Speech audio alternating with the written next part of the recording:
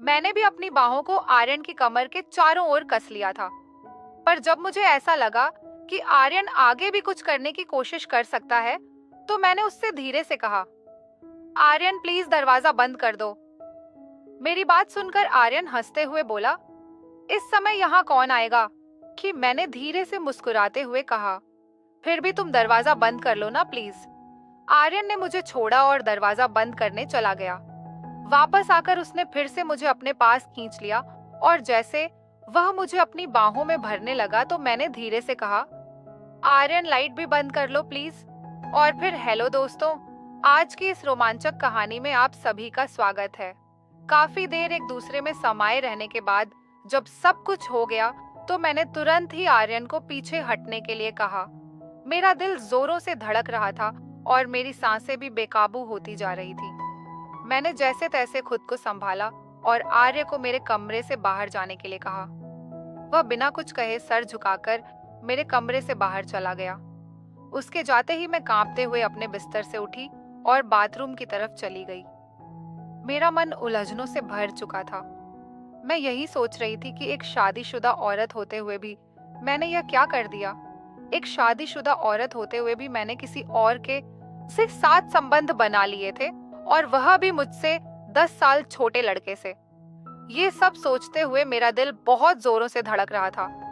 मैं जैसे तैसे बस खुद को शांत करने की कोशिश कर रही थी। जो हुआ वह नहीं होना चाहिए था, लेकिन अब ऐसी परिस्थिति में मैं और कर भी क्या सकती थी।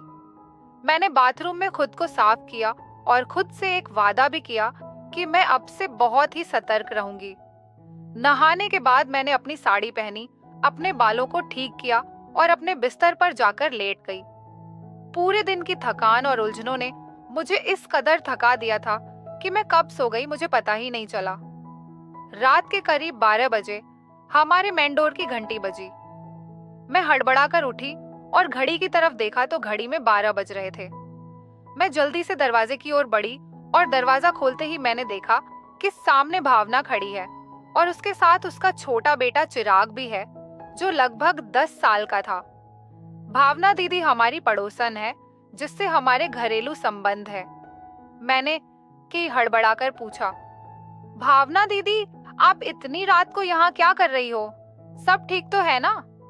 भावना दीदी ने जवाब दिया, प्रिया, मेरे पापा की तबीयत बहुत ज्यादा खराब हो गई है। हमें अभी अभी खबर मिली है और हम तुरंत ही वहां जा रहे हैं। क्या तुम 2-3 दिनों के लिए चिराग को अपने साथ रख सकती हो? ये तुम्हें बिल्कुल भी तंग नहीं करेगा और हम जल्दी ही वापस लौट आएंगे। मैंने तुरंत कहा, कोई बात नहीं दीदी, ये भी तो आपका ही घर है। आप बेफिक्र होकर जाओ और चिराग की बिल्कुल भी चिंता मत करो। मैं इसका पूरा ध्यान रखूंगी। भावना दीदी ने चिराग को मेरे पास ही छोड़ दिया और जल्दबाजी में चली गई। मैंने दरवाजा बंद कर लिया और चिराग को लेकर अंदर आ गई। मैंने चिराग के लिए टीवी ऑन कर दिया और उससे पूछा, चिराग, क्या तुमने खाना खाया है?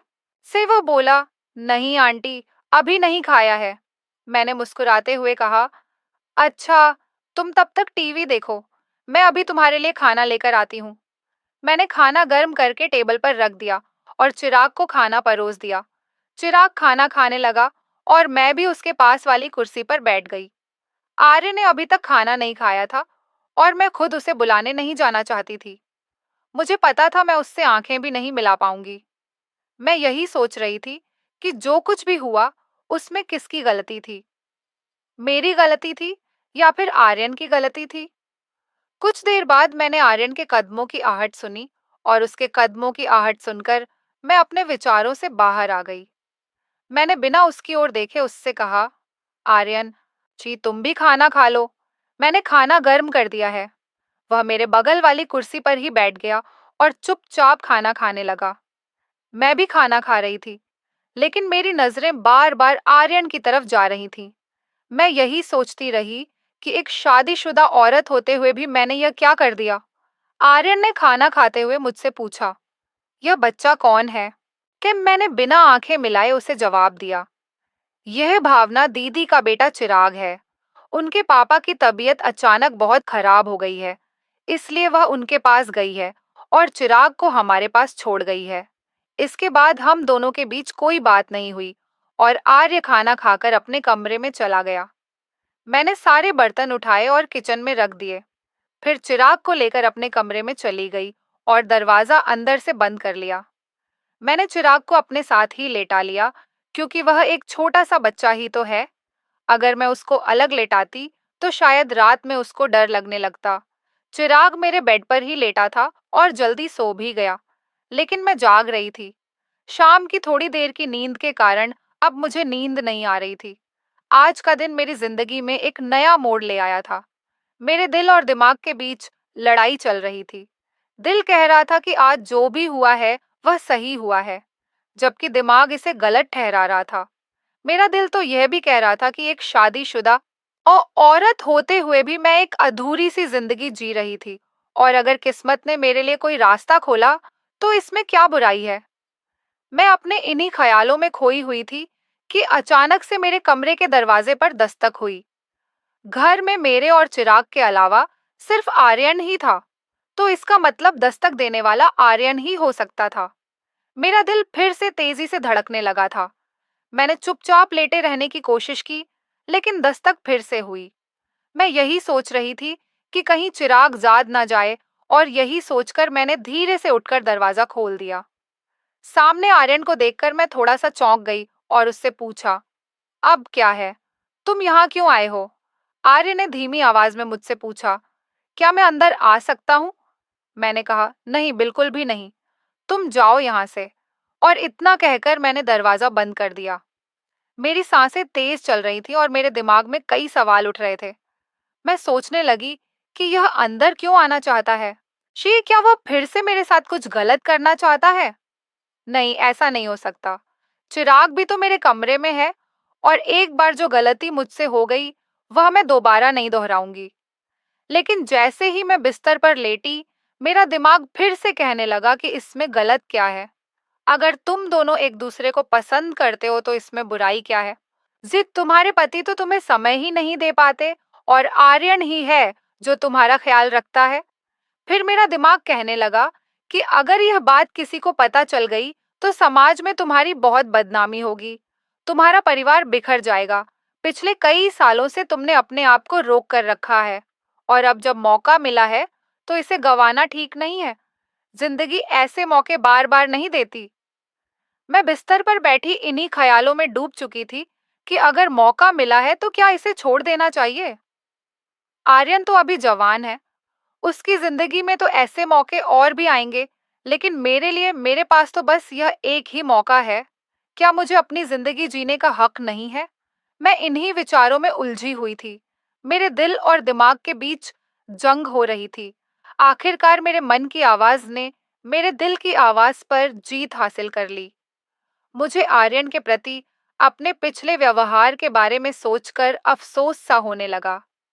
मैंने उसे बहुत ही गुस्से से अपने कमरे से भगाया था, और इस बात का मुझे बहुत ही दुख हो रहा था।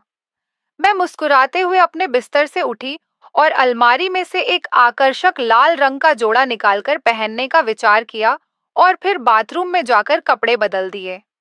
कपड़े बदलने के बाद मैं अपने कमरे में आई, और कमरे में आकर मैंने अपना हल्का फुल्का सा मेकअप कर लिया।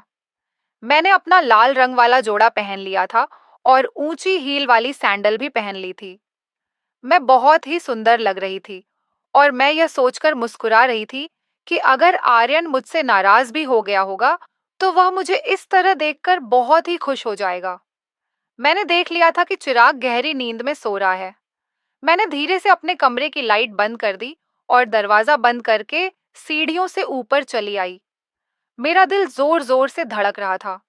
जब मैं ऊपर पहुंची तो मैंने देखा कि आर्यन के कमरे का दरवाजा खुला हुआ है, और अंदर से हल्की हल्की रोशनी बाहर आ रही है। जब मैंने अंदर जाकर देखा तो आर्यन वहां नहीं कि था। तब तक मुझे पीछे से किसी के कदमों की आहट सुनाई दी। जब मैंने मुड़कर देखा तो वहां आर्यन खड़ा था। जब आर्यन मेरे करीब आया तो मैंने झिझकते हुए पूछा, तुम अभी तक सोए क्यों नहीं? आर्यन ने आगे बढ़कर मेरे एक हाथ को अपने हाथ में थाम लिया। उसकी नजदीकी से मेरे दिल की धड़कनें और तेज हो गई थी। आर्यन ने मुस्कुराते हुए कहा, मुझे यकीन था कि आप मेरे पास जरूर आओगी। और इतना कहकर उसने मुझे अपनी तरफ खींच लिया। मैं बिना किसी प्रतिरोध के उसके पास चली आई। आर्यन ने मुझे अपनी बाहों में भर लिया था और उसकी इन नजदीकियों से मुझे एक अजीब सा सुकून महसूस हो रहा था। मैंने आर्यन के सीने में अपना चेहरा छुपा लिया और धीरे से बोली, आर्यन, मुझे बहुत डर लग रहा है। मेरी यह बात सुनकर आर्यन ने मुझे और भी ज्यादा प्यार से अपनी बाहों में कस लिया और पूछा, डर किस बात का लग रहा है? जब मुझे उसकी बाहों में बहुत असहज महसूस हो रहा था, लेकिन एक अजीब सा आकर्षण भी महसूस हो रहा था। मैंने धीरे से कहा, कोई हमें देख ना ले। आर्यन ने भी धीरे से कहा, यहाँ है ही कौन जो हमें देखेगा?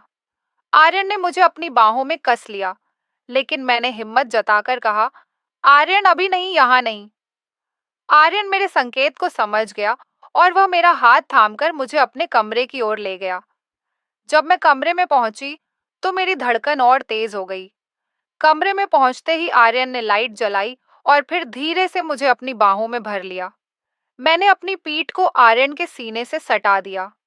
हालांकि मैं अभी भी थोड़ा सा घबराई हुई थी, लेकिन आर्यन के सीने से लगकर मुझे थोड़ा सा सुकून मिल रहा था।